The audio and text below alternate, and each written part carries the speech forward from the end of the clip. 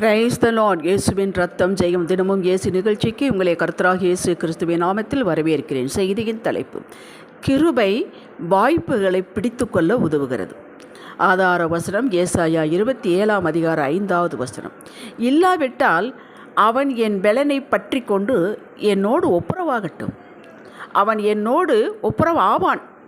தேவ ஞானம் பெற்றவர்களே, ஏசாயா 27 அடிக்கடி வரக்கூடிய ஒரு வார்த்தை அக்காலத்திலே, அதாவது சிதறடிக்கப்பட்ட இஸ்ரவேலர்கள் கூட்டி சேர்க்கப்படுவார்கள். இவர்களை துன்பப்படுத்தினவர்கள் இருதயத்தில் குத்துண்டு வெட்கப்பட்டு பயந்து எருசலேம் வந்து தொழுது கொள்வார்கள் என்பதை விளக்கி சொல்கிறது. அதுதான் அந்த வார்த்தை அக்காலத்திலே என்று வருகிறது. இதில் முக்கியமான பகுதி என்னோடு ஒப்புரவாகட்டும் என்று தன் மக்களை கட்டளையிடுகிறார்.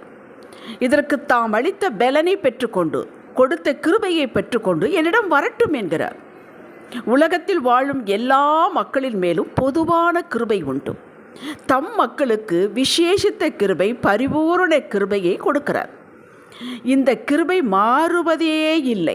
ஏதோ விலகினாலும், மழை போல நீங்கள் ஒருத்தரை நம்பி இருந்து அவர் உங்களை விட்டு போய்விட்டாலும் அவர் கொடுத்த கிருபை மாறுவதில்லை. அந்த கிருபைக்குள் அத்தனை பொக்கிஷங்கள், பலன், வல்லமை, சமாதானம் இருக்கிறது. அதை புரிந்து கொள்ள வேண்டும். ஏசாயா 54:10.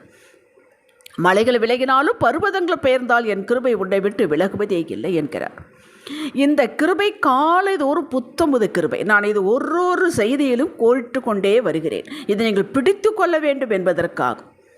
இது முதலில் நம்மை அவரிடம் கிட்டி சேர்க்க தூண்டுகிறது. அவர் கொடுக்கும் கிருபை தகப்பனிடம் வருவதற்கு முதலில் உதவி செய்கிறது, உணர்வை கொடுக்கிறது. நாம் அவரை கிட்டி சேருகிறோம். எப்படி சேருகிறோம்? வேதத்தை வாசிப்பதன் மூலமாக, ஜெபிப்பதன் மூலமாக, துதி செலுத்தி ஸ்தோத்திரப்படுத்தி செலுத்துவதன் மூலமாக, சபைக்கு போவதன் மூலமாக, எல்லாரோடு சேர்ந்து ஆராதிக்கும் மூலமாக நாம் அவருடைய கிட்டி சேர்க்கிறோம். ஏசாயா 11:2 ஒன்று சொல்லுகிறது: ஞானத்தையும் உணர்வையும் அருளுகிற ஆவியும், ஆலோசனையும் பெலனையும் அருளும் ஆவியும், அறிவையும் கர்த்தருக்கு பயப்படுகிற பயத்தையும் அருளும் ஆவியுமாகிய கர்த்தருடைய ஆவியானவர் அவர் மேல் தங்கி இருப்பார். இது இயேசு கிறிஸ்துவை பற்றி சொல்ல வாக்கியமாக இருந்தாலும், இயேசு கிறிஸ்துவுக்குள் இருக்கிற அதே விசுவாசம்தான் நமக்குள் வைத்திருக்கிறார். இயேசு கிறிஸ்துவை 3ஆம் நாளில் எந்த ஆவியான உயிர்ப்பித்தாரோ அவர்தான் நம்மளை ரட்சிக்கும் பொழுது உயிர்ப்பித்தார். டூப்ளிகேட் ஆவி ஒன்றும் கிடையாது. அவருக்குள் இருப்பது நமக்குள் இருக்கிறது. இப்போ இந்த ஏசாயா 11:2 சொல்வது ஞானம், உணர்வு, கொடுக்கக்கூடியது, ஆலோசனை, பலன், அறிவு, கர்த்தருக்கு பயப்படுதல், ஏது இயேசு கிறிஸ்துவ மேல் இருந்ததோ அதே ஆவியானவர் நம்மிடம் இருக்கிறார். எந்த மாற்றமும் கிடையாது. இத்தனையும் அருளும் ஆவியானவர் நமக்குள் இருக்கிறார். அவர் நம்மை உணர்த்தும் போது அவர் உணர்த்தாமல் சும்மா அவருக்காக வரவில்லை. அவர் வேடிக்கை பார்க்க அவர் நமக்குள் வசிப்பதில்லை. நம்மளை உருமாற்றம் செய்வதற்காக, நம்மளை ஆசீர்வதிப்பதற்காக, நம்மளை நேர்வழியாக நடத்துவதற்காக, தேவனுடைய சித்தத்தின்படி நடத்துவதற்காகவே நமக்குள் இருக்கிறார். அதனால் அவர் வாய்ப்புகள் கிடைக்கும் போதெல்லாம் நமக்கு உணர்த்தி கொண்டே இருப்பார். சூழ்நிலைகள் மூலமாக, வேதத்தை வார்த்தைகள் மூலமாக, யாரோ ஒருவர் மூலமாக உணர்த்தி கொண்டே இருப்பார். ஏன் இந்த பட்ட செய்திகள் மூலமாக. இந்த செய்தியை காலைதோறும் 100கணக்கான பேர் கேட்கிறார்கள். எனக்கு அவ்வளவு சந்தோஷமாக இருக்கிறது. இதனுடைய செய்தியினுடைய நோக்கமே ஆண்டவரை பிடித்து கொள்ள வேண்டும் என்பதுதான். இது ஒரு வாய்ப்பு. கிருபை எல்லாருக்கும் கொடுக்கப்பட்டிருக்கிறது. இந்த வாய்ப்பை பயன்படுத்திக் கொள்வர்கள் ஏராளமானவர். அவர்கள் நிச்சயம் ஆசீர்வதிக்கப்படுவார்கள். உடனே அந்த உணர்வுக்கு, ஆவியான கொடுக்கக்கூடிய உணர்வுக்கு கீழ்ப்படிய வேண்டும். இதற்கு ஒரு சாட்சியை பாருங்கள், சொல்லுகிறேன். இயேசுவை கபலாஸ்தலம் என்று சொல்லப்பட்ட இடத்தில் அவர்கள் சேர்ந்த பொழுது அங்கே அவரையும், அவருடைய வலது பக்கத்தில் ஒரு குற்றவாளியும், அவருடைய இடது பக்கத்தில் ஒரு குற்றவாளியும் சிலுவையில் அறைந்தார்கள். இதையெல்லாம் நீங்கள் படித்திருக்கிறீர்கள், கேட்டிருக்கிறீர்கள். அதிகாரிகள் இயேசுவை இகழ்ந்தார்கள். நீ யூதரின் ராஜாவானால் உன்னை ரட்சித்துக்கொள் என்று பரியாசம் பண்ணினார்கள். சிலுவையில் அறையப்பட்டிருந்த குற்றவாளியில் ஒருவன், நீ கிறிஸ்துவானால் உன்னையும் எங்களை ரட்சித்துக்கொள் என்று அவரை இகழ்ந்தான். மற்றவன் அவனை நோக்கி, நீ இந்த ஆக்கினைக்கு உட்பட்டவனாயிருந்தும் தேவனுக்கு பயப்படுகிறது இல்லையா? நாமோ நியாயப்படி தண்டிக்கப்படுகிறோம். நாம் நடப்பித்தவைகளுக்கு தக்க பலனை அடைகிறோம். இவரோ தகாது ஒன்றும் நடப்பிக்கவில்லையே என்று அவனை கடிந்து கொண்டு இயேசுவை நோக்கி, ஆண்டவரே, நீர் உம்முடைய ராஜ்யத்தில் வரும்போது அடியானை நினைத்தருளும் என்றார். இயேசு அவனை நோக்கி, இன்றைக்கு நீ என்னுடனே கூட பரதீசில் இருப்பாய் என்று மெய்யாகவே உனக்கு சொல்கிறேன் என்றார். லூக்கா 23 39 43 வரை நேரம் எடுத்து வாசித்து பாருங்கள். 2 குற்றவாளிகளுக்கும் பொதுவான கிருபை இருந்தது. ஒருவன் உணர்த்தப்படும் பொழுது பிடித்து கொண்டான், இன்னொன்று மந்தமாகவே இருந்தான். இன்றைக்கு அதுதான் நடக்கிறது. ரட்சிக்கப்பட்ட விசுவாசிகளுக்குள்ளே இதுதான் நடக்கிறது. உணர்த்தும் பொழுது கிருபையை பயன்படுத்தி கொண்டு டப்பென்று மேலே பிடித்து கொண்டு வந்துவிட வேண்டும். இங்கே பாருங்கள், 2 நபர்கள் இயேசுவுடனே மிக மிக அருகில் இருக்கிறார்கள்.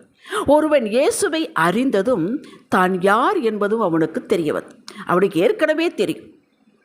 இந்த உணர்வை கொடுத்தது இருவருக்கும் கிடைத்த பொதுவான கிருபை. ஒருவன் பயன்படுத்தி கொண்டு தன்னை நினைத்தருளுமாறு வேண்டுகிறான். இருப்பா, நான் யோசித்து சொல்கிறேன் என்று சொன்னாரா? உடனே இன்று நீ என்னோடு பரதீசில் இருப்பாய் என்றார். இதன் பொருள் என்ன? எப்பொழுதெல்லாம் நாம் உணர்வு அடைந்து பிடித்து கொள்கிறோமோ, அவரிடம் வருகிறோமோ, அறிக்கை செய்கிறோமோ, உடனே பதில் கொடுப்பார். எத்தனை ஒப்பற்ற ஸ்லாக்கியம்! அடா, இவன் கேட்டதை பார்த்தாவது இன்னொருவன் கேட்டுக்கொண்டிருந்தானே, இதன் பின்னாவது உணர்வடைந்து கேட்டிருக்கலாமே. இல்லை, இதுதான் மந்த உணர்வு. அதாவது ஆவியானவருக்கு கீழ்ப்படியாத உணர்வு. ஒருவன் பரம் சென்றான், அடுத்தவன் பரிதாபம் அடைந்தான். ஒருவன் எடுத்துக்கொள்ளப்பட்டான், இன்னொருவன் கைவிடப்பட்டான். கைவிடப்பட்டதற்கு காரணம் அவன் பாவி என்பதால் அல்ல, அந்த பாவத்தை அவன் பாதபடியில் வைத்து தன்னை ஏற்றுக்கொள்ள கேட்க தவறியதால். இன்று மக்கள் அதைத்தான் செய்கிறார்கள், தவறி விடுகிறார்கள். வேதத்தை வாசிக்க வேண்டிய நேரத்தை மற்ற காரியம் செய்கிறார்கள். ஜெபிக்க வேண்டிய நேரத்தை தவறி விடுகிறார்கள். அதிகாலை எழுந்து ஜெபிக்க வேண்டும் என்று தெரிந்தும் செய்யாதிருக்கிறார்கள். ஏனென்றால் கண்கள் காண ஒன்றும் தெரிவதில்லை, தவறி விடுகிறார்கள். இந்த கிருபை முதலில் நம்ம அவரிடம் கிட்டி சேர்க்கிறது. இன்று நம்மில் பல பேர் இப்படித்தான் இருக்கிறோம். எல்லாரும் தானே இதை செய்கிறார்கள், இப்படியெல்லாம் வாழ முடியுமா என்ன என்று விதண்டாவாதம் பண்ணிக்கொண்டு தெரிந்தும் கீழ்ப்படியாமல் செய்யாமல் இருக்கிறார்கள்.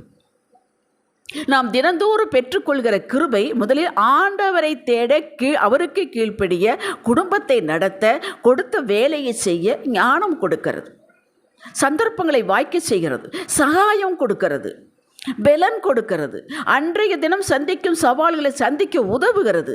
எல்லாவற்றுக்கும் அவர் கொடுக்கும் கிருபை போதுமானது. கிருபையின் காலத்தில் வாழ்கிறோம் நாம். கிருபையின் மக்கள். காலது ஒரு கிருபையை பெற்றுக்கொள்கிறோம். அதை கண்ணால் பார்க்க முடியாது. 2 கொரிந்தியர் 12:9. முதலில் ஆண்டவரை தேட தேட, அவரை அறிகிற அறிவு நமக்குள் வளர வளர நாம் யார் என்பது கூடவே உணர்த்தப்படும்.